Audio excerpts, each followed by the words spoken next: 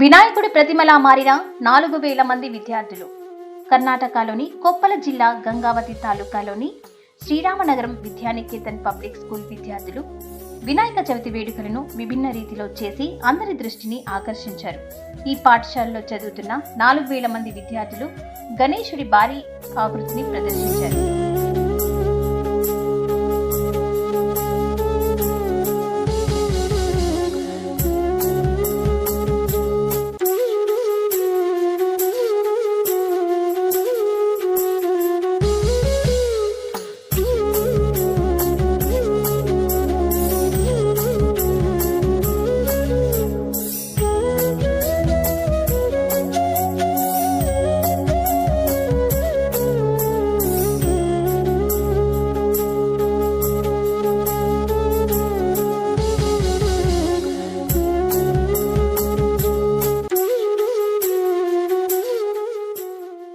దీనిపై 5000 దీపాలను వెలిగించడం ద్వారా అద్భుత దృశ్యాన్ని సృష్టించారు.